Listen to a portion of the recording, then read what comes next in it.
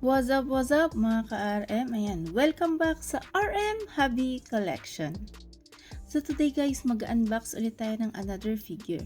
And this is a very special one. Dahil ito na ang last Genkai Daimatsuri figure line na ating bubuksan. Na-unbox na natin si Genkai Daimatsuri Goku, Genkai Daimatsuri Vegeta, and the last one will be the Genkai Daimatsuri San Goku Ultra Instinct. So, samahan niyo ko i-unbox to. Ano siya?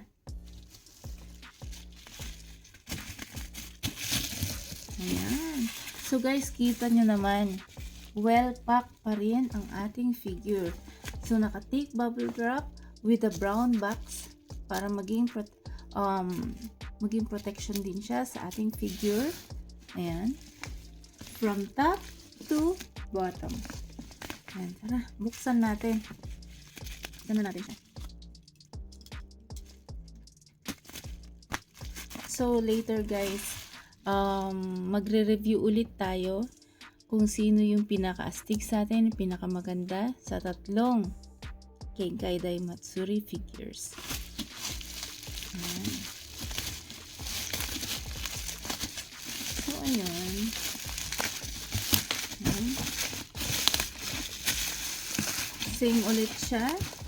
Ayan. From bottom. Ayan yung kanyang branding from Bandai. Ayan. Tsaka yung name, ayan. Genkai Daimatsuri San Goku Ultra Instinct. Ayan, pakita ko sa inyo. Ayan. Ayan siya. So, buksan na natin.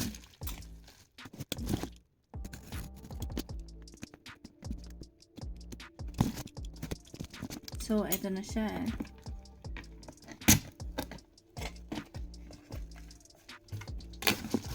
Ayan. So, guys, nakikita nyo sa likod ko. Ayun, oh. Si Genkai Daimatsuri San Goku at Genkai Daimatsuri Vegeta. Oops, yan. So, ngayon naman, Goku, San Goku Ultra Instinct. Kailangan natin ulit siya ibaba. So, be careful lang din kayo. So, kailangan ang kamay nyo nasa baba din.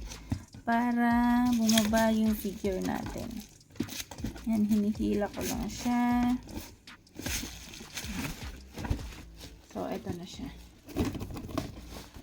Mahirap kasi siyang tanggalin. Ito nakaganyan. So, I prefer ko pababa talaga.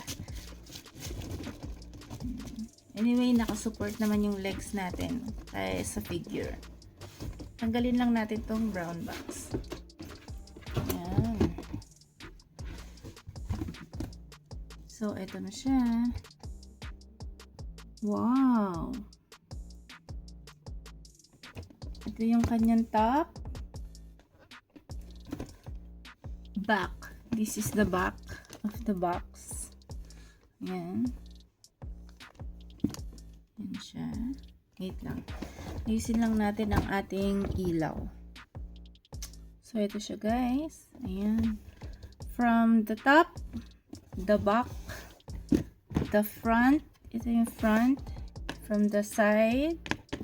Ayan. Super Master Star Piece. The San Goku Ultra Instinct. So, box pa lang makikita natin yung Genkai Daimatsuri branding. Ayan. Very elegant. At bagay na bagay yung team niya kasi nga Ultra Instinct siya. Ayan. So, ang box niya very clean din talaga siya. So, tara. Buksan na natin. So, ayun nga. Sabi ko nga sa inyo, naka-tape siya. Ayan natin. Ayan. So, guys, ang tape nito, it's not an ordinary tape. Yung pabilog. Pabilog siya. Kasi usually, pag nagbubukas ako ng mga boxes, lalo na pagkabago, yung flat tape lang siya. So, ito makikita mo talaga na very special siya. Kasi nga, bilog yung kanilang mga tape from side and from the front.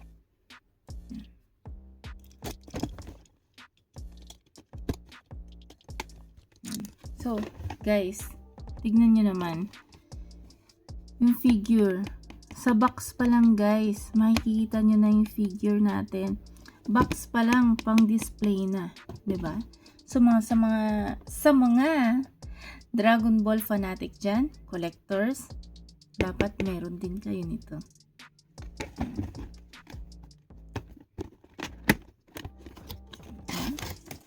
So, gaya ng dalawang nabuksan natin, meron din siyang clamshell. Ayan. May clamshell din siya. Para secured ang figure. Oh. Ito siya. Ayan.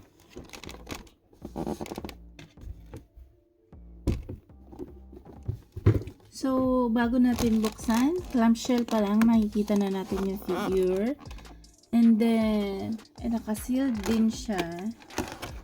Tapos, may bubble wrap siya, guys. So, kay Goku, Genkai Daimatsuri Goku, sa head naman siya, merong protective na bubble wrap. So, pagdating kay Vegeta, wala siyang bubble wrap. So, pagdating ulit kay Genkai Daimatsuri Son Goku Ultra Instinct, buong figure may bubble wrap. Aside from that, may naka-plastic pa siya. Ayan. Same with that, meron siyang tawag nito, foot support, pero wala na siyang 40th Dragon Ball na parang frame. As is na talaga siya. So, yun lang siya. Open na natin.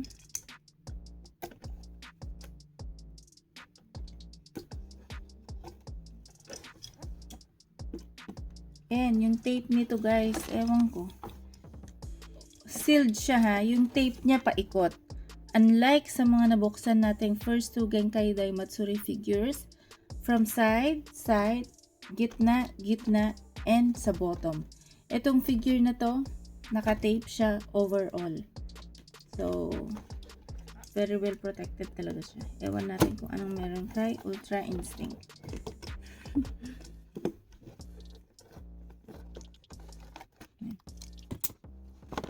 So, mag-figure reveal na tayo.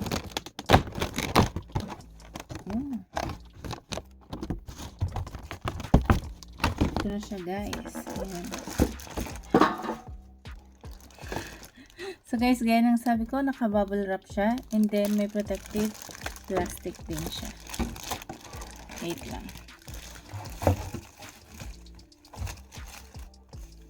Oh! Na-amaze ako. Yan. Ito rin yung kanyang foot support. Yan. Baba mo na. So, guys, ito na siya. Ayan. Yan siya. Ang Genkai Daimatsuri Son Goku Ultra Instinct. Ang ganda ng buhok niya, guys. So, may nakita akong ganito. Yung silver, grayish lang siya. Merong mas cool yung eto. Kasi silver na yung hair niya. So, dating sa impression ni Son Goku Ultra Instinct, tahimik pero malakas ang dating. Yung presence niya, it's very strong. Ayan. And then, sa kanyang skull, wait lang. Bago natin i-review ang mga skull, lagay muna natin itong paa ni Goku. Foot support. Oh, ito pala siya.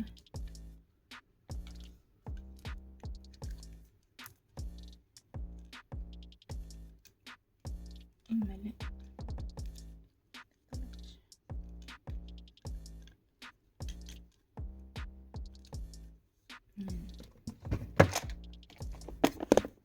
Ayan siya.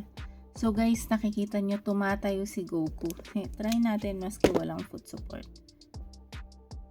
So kailangan niya ng foot support.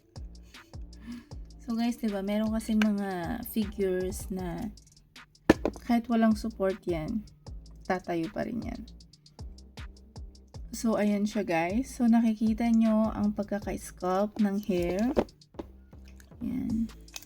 Closer look natin. Very fine. Ayan, very fine. Very perfect.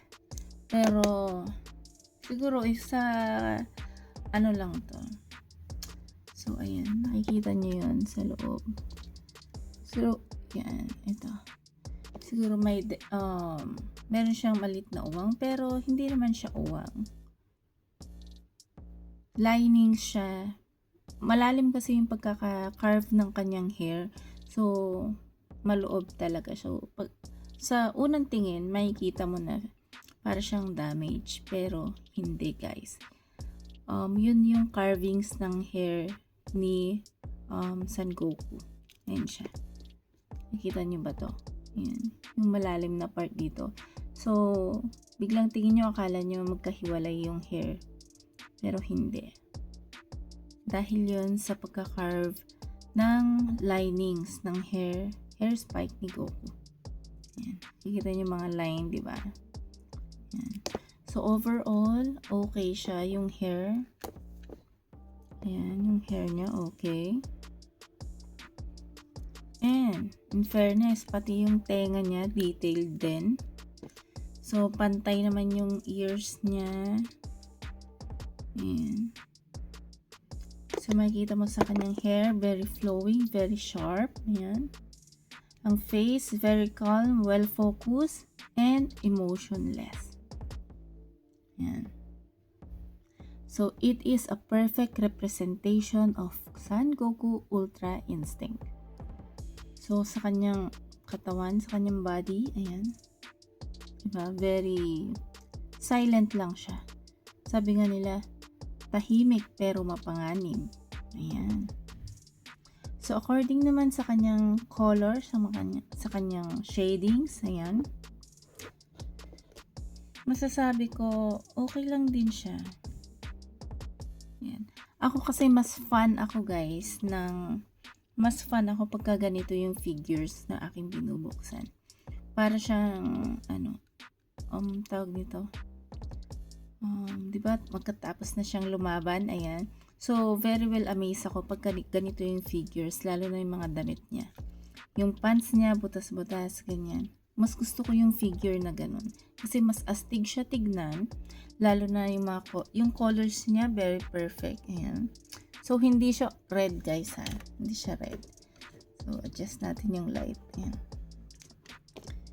So, yung kanyang pants, ayan, is, ayan, pero orange na, so makikita nyo siguro, red sa ating video, but this is color orange. Ayan.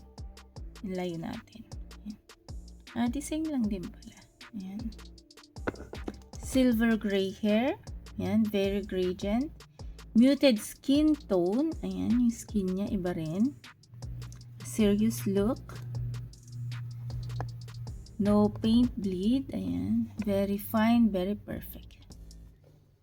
Hindi flashy yung color niya, hindi rin nakakasawa, 'di ba? Kasi meron mga color, meron yung mga figures na nakakasawa siyang tignan. So, para sa kanya, it's very perfect. Look guys, yung abs niya, 'di ba? Oh, well detailed. Yung body niya, yung muscles, yung fist. Even though yung maliit na detailed ng mga veins niya, very perfect. Ayan, pati yung likod, yung muscle sa likod, the way yung dress niya na nasira, ang galing pa rin. Ayan. Yung foot niya, yung paa niya, okay din siya. Ayan. So, hindi rin siya natatanggal guys ha. Ang head hindi natatanggal, ang body hindi siya natatanggal. So, pag meron kayo nito, full body siya. Ayan siya. So, hindi siya natatanggal. Ang natatanggal lang, ang foot support. Ayan. So, ang outfit niya, thumbs up tayo. Yung foldings, yung texture, Yan. Kagaya nga ng sabi ko sa inyo kanina, parang galing lang siya sa labanan. Yan. Yan siya. The pose, yung pose ni Son Goku, Ultra Instinct, and very fluid. Para siyang, parang mid-movement na siya. Ganyan. Hindi aggressive, hindi exaggerated, tama lang. Diba? Ramdam mo yung automatic na gumagalaw siya yung katawan, parang ganun ba? Diba?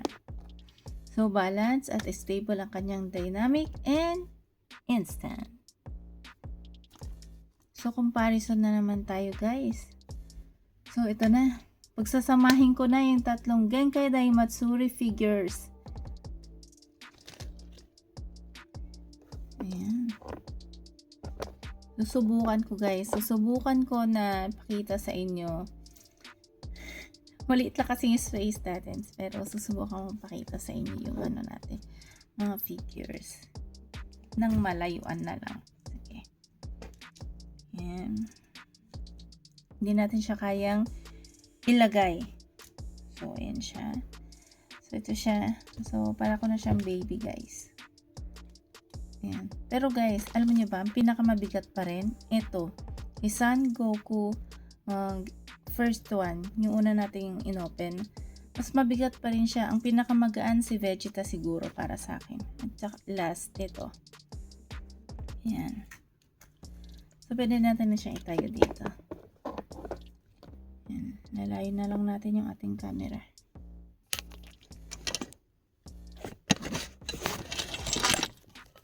Yan. So guys, nakikita nyo si Son Goku Ultra Instinct, si Vegeta, and of course, hindi mawawala ang ating Son Goku. So guys, ayan, ganyan na lang muna ha. So guys, si Goku, positive Genki energy meron siya. Si Vegeta, controlled, pride, at saka more intense ang kanyang figure. Si Ultra Instinct Son Goku, pure mastery siya. Diba? So, tatlong figures, tatlong malalakas na figures, and tatlong magagandang figures mula sa Genkai Daimatsuri figure line. Ayan. Ayan siya. So, again, salamat Boss J para sa ating Genkai Daimatsuri figure. So, nakakatuwa kasi perfect yung packaging, well protected lahat ng figures, at smooth, very smooth ang ating mga transactions. Ayan. Salamat sa pagtulong at nakumpleto na natin ang Genkai Daimatsuri lineup. Ayan. So, another collection ng RM Hobby Collection. Ayan siya. Hindi na ako kasya, guys. Sila na lang ang kasya. Yan. So, overall, guys, overall rating natin, from paint, sculpt, body pose, body figures, posing, ayan, colors, 10 out of 10 lahat sila. Okay? And 10 out of 10. So, makikita nyo ganyan. Ayan. So guys, kung sinubaybayan mo ang ating Genkai Daimatsuri unboxing videos, ka-RM ka nga namin. Kasi nga, inabangan mo ang Genkai Daimatsuri figures mula sa RM Hobby Collection. Yan. So again, this is Sheng from RM Hobby Collection. Yan. Nagsasabing kung hindi ka pa naka-follow, follow ka na sa aming Facebook and subscribe ka na rin sa aming YouTube channel. So guys, kung nanonood ka, pa-like, pa-heart, pa-share, and comment ka na rin kung nagustuhan mo ang ating unboxing video. So guys, ayan na ang ating Genkai Daimatsuri babies. Babies na natin siya ngayon kasi nga ang astig nila. Pero guys, ito pala pinakamaganda ha. Ito pa rin ako. Dito pa rin ako kay Son Goku. Ito lang yan sa RM Hobby Collection. Adios!